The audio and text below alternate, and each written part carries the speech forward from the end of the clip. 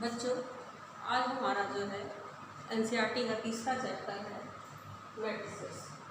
Matrices के बारे में आज हम लोग डिस्कशन करेंगे कि मैट्रिक्स क्या है और इसका क्या उपयोग है और उसको कैसे यूज करते हैं, ये जो है इसके बारे में हम डिस्कशन करेंगे। तो मैट्रिक्स की उत्पत्ति कैसे हुई, मैट्रिक्स होता क्या है, इसको कैसे रिप्रेजेंट करते हैं।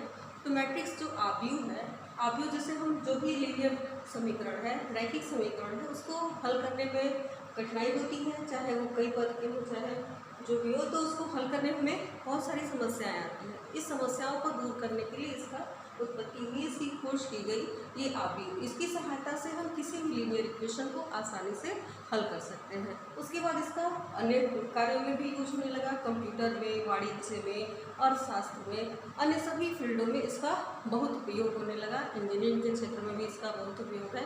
तो इस तरह से इसके उपयोग की दृष्टि से हम इसको जानेंगे और इसके बारे में जानेंगे कि आव्यूह क्या है और इसको हम कैसे रिप्रेजेंट करते हैं, इसके बीजगणितीय संक्रियाओं को कैसे हल करते हैं। तो ये हमारा आव्यूह जो है वो हम बीजगणित के बारे में देखेंगे। तो इसमें क्या है कि हम किसी भी आव्यूह को कैसे रिप्रेजेंट करते हैं, ये आव्यूह क्या होता है। तो आव्यूह में होता है आव्यूह, इसको एक आयताकार सारणी में, संख्याओं को जो है आयताकार सारणी में व्यवस्थित करना होता है। अगर हमारे पास यम पंक्ति, यम रो तथा यन कॉलम, यन पंक्ति और यन स्तंभ को आयताकार सारणी में व्यवस्थित करने पर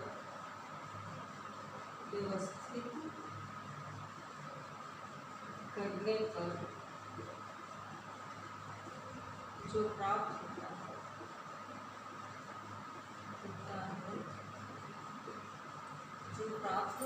होता है उसे यम क्रॉस एन का आव्यूह करते हैं। मतलब कि जो भी अवयव हो, एलिमेंट हो, उसको हम पंक्ति और स्तंभों के रूप में, आयताकार सारणी के रूप में व्यवस्थित करते हैं। तो ये हमारा आव्यूह का रिप्रेजेंटेशन होगा। इसका हम निरूपण कैसे करेंगे कि कोई भी अगर हमारा आव्यूह ए है, इसको हमको निरूपित करना है तो एक आयताकार सारणी में करेंगे। इसमें अगर पंक्तियों की संख्या यम हो, पंक्ति का मतलब ये आपकी पंक्ति हो गई, रो जिसको हम लोग रो बोलते हैं या हिंदी में बोलते हैं पंक्ति, और ये आपका स्तंभ हो गया, ये है आपका स्तंभ जिसको हम लोग कॉलम बोलते हैं। तो जो हमारा आव्यूह का निरूपण करना है, तो अगर हमारे पास एलिमेंट इस तरह से हो A11, A12, A13, अगर हमको यन में करना है तो इस तरह से करते हुए A1N,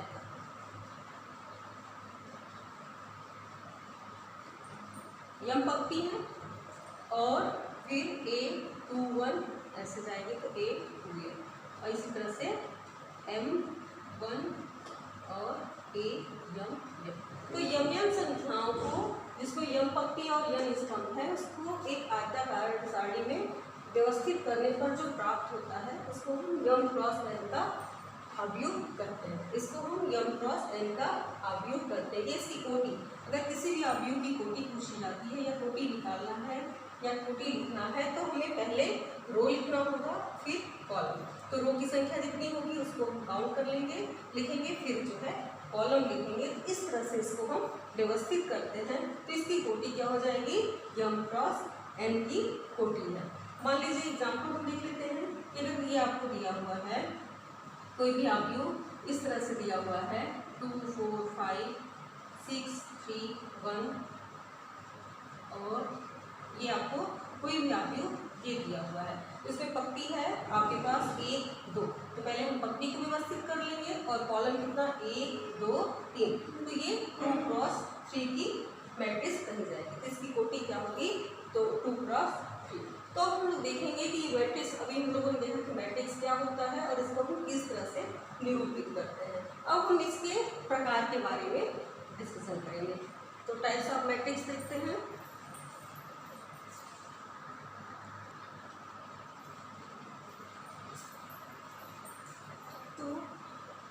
अब टाइप्स ऑफ मैट्रिक्स के बारे में डिस्कशन करेंगे। तो टाइप्स में इसके कई टाइप्स होते हैं।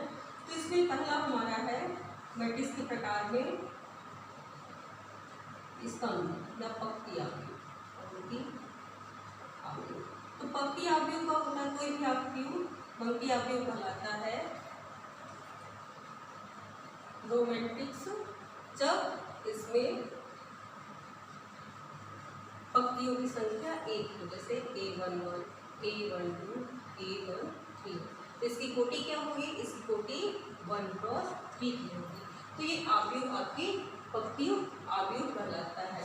ऊर्ध्वाधर आव्यूह या स्तंभ आव्यूह,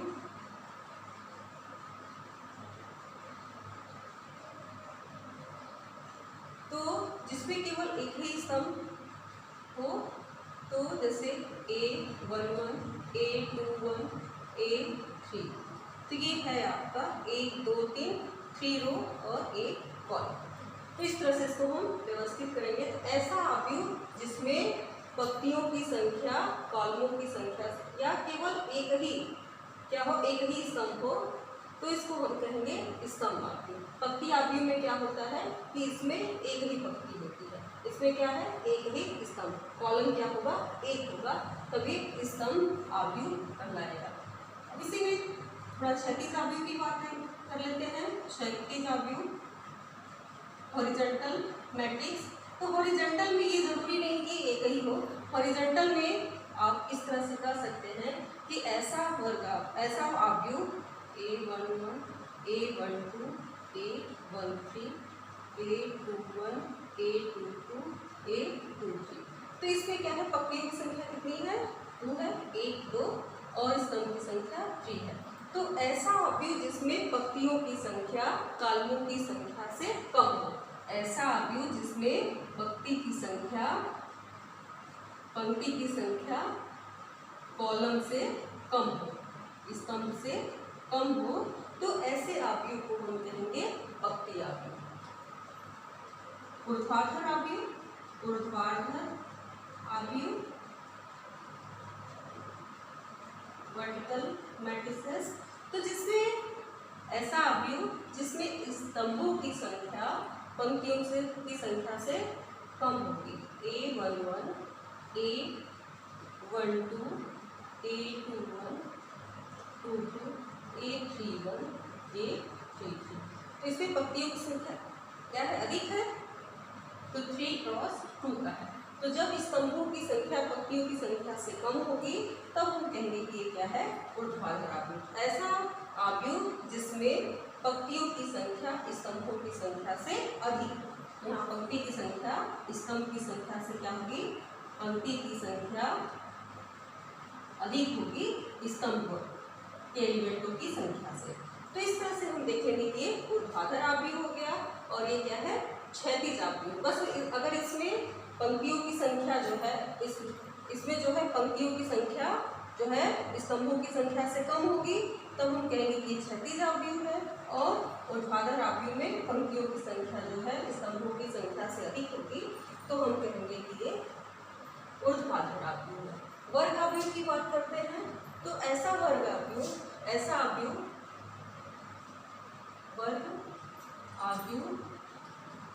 स्क्वायर मैट्रिक्स, ऐसा वर्ग आव्यूह जिसमें स्तंभों और पंक्तियों की संख्या बराबर, अगर कोई भी स्तंभ हो और पंक्ति हो दोनों की संख्या बराबर है तो हम कहेंगे कि ये क्या है आपका वर्ग आव्यूह। तो ऐसा आव्यूह जिसमें पंक्तियों की संख्या स्तंभों की संख्या के बराबर हो इसको हम कहेंगे कि क्या है वर्ग आव्यूह। अब इसी में हमारा आता है विकर्ण आव्यूह। इसको हम AIJ से भी डिनोट कर सकते हैं। विकर्ण आव्यूह डायगोनल मैट्रिक्स। तो डायगोनल में क्या होता है कि ऐसा वर्ग आव्यूह, अब ऐसा कहेंगे ऐसा वर्ग आव्यूह इसमें जो भी आव्यूह होना चाहिए वो वर्ग में होना चाहिए, स्क्वायर में होना चाहिए, मतलब पंक्तियों की संख्या स्तंभों की संख्या के बराबर होना चाहिए। तो विकर्ण आव्यूह क्या होता है? विकर्ण आव्यूह एक ऐसा वर्ग आव्यूह जिसमें विकर्ण के अतिरिक्त सभी एलिमेंट 0 हो, तो इसको हम कहते हैं कि ये क्या है विकर्ण आव्यूह है। इस तरह से अदिश आव्यूह, तो अदिश आव्यूह क्या होता है? अदिश आव्यूह में ऐसा वर्ग आव्यूह, ये भी क्या है? एक तरह का वर्ग आव्यूह ही है। अदिश आव्यूह इकाई मैट्रिक्स, यूनिट मैट्रिक्स, इकाई मैट्रिक्स इसको बोलते हैं हम लोग। तो ऐसा वर्ग आव्यूह जिसमें ये विकर्ण की संख्या समान होगी। अगर विकर्णों की संख्या समान है और मुख्य विकर्ण के ऊपर और नीचे के एलिमेंट 0 हैं, तो इसको हम बोलते हैं अदिश आव्यूह। ये है आपका अदिश आव्यूह। इसी के संदर्भ में एक आपका बचता है तत्समक आव्यूह। तो तत्समक आव्यूह क्या होता है ये हम लोग जान लें। तो तत्समक आव्यूह identity matrix, unit matrix important है। तो तत्समक आव्यूह, आव्यूह इसको हम लोग यूनिट मैट्रिक्स भी बोलते हैं, इसका यूज भी बहुत है। तो कोई भी ऐसा वर्ग आव्यूह जिसमें मुख्य विकर्ण के अवयव हमेशा 1 हो जाए और इसके ऊपर के सारे एलिमेंट 0। तो ऐसा वर्ग आव्यूह जिसमें मुख्य विकर्ण के एलिमेंट सब जो है 3x3 की मैट्रिक्स है ये सब। तो ऐसा वर्ग आव्यूह जिसके मुख्य विकर्ण के अवयव जो है 1 हो जाए और ऊपर नीचे के सारे एलिमेंट 0 हो, तो उसको हम कहते हैं तत्समक आव्यूह या यूनिट मैट्रिक्स या आइडेंटिटी मैट्रिक्स। ये आपका कहलाता है। तो इस तरह से हम लोगों ने कई आव्यूह के बारे में देख लिया है।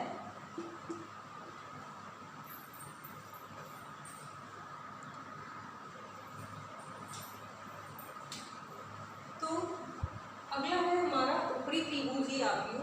तो ऊपरी त्रिभुजीय आव्यूह में क्या होता है कि ऐसा वर्ग आव्यूह, ऐसा आव्यूह, अगर ये आपको दिया हुआ है कोई भी आव्यूह, तो इसमें मुख्य विकर्ण के ऊपरी त्रिभुजीय आव्यूह में क्या होता है कि नीचे के सारे एलिमेंट 0, यहाँ कुछ भी हो सकता है।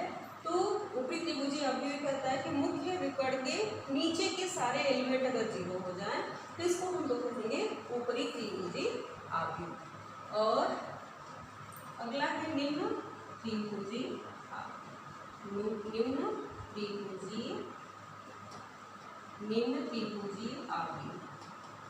तो निम्न त्रिभुजीय में क्या होता है कि मुख्य विकर्ण के ऊपर के, मुख्य विकर्ण के अगर कोई भी आव्यूह इस तरह से है कि मुख्य विकर्ण के, अगर ये आपका मुख्य विकर्ण ABC है, तो इसके ऊपर के सभी एलिमेंट अगर 0 हो जाएं तब इसको हम कहते हैं ये क्या है? निम्न त्रिभुजीय आव्यूह। तो ये सब एग्जाम्पल में 3x3 की मैट्रिक्स पर दिखाया था। आपका मैट्रिक्स अलग भी हो सकता है। तो जो भी होगा उसके अगर मुख्य विकर्ण की बात करेंगे तो ये स्क्वायर मैट्रिक्स होगा, चाहे 4x4 की हो या 2x2 की हो या फिर 3x3 की हो।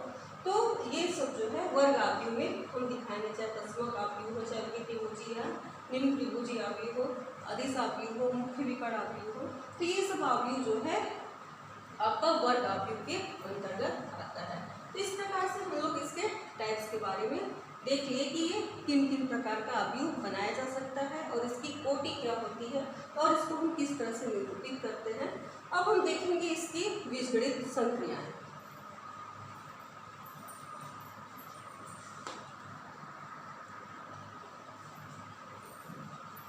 तो ये हो गए हमारे निम्न त्रिभुजीय आव्यूह।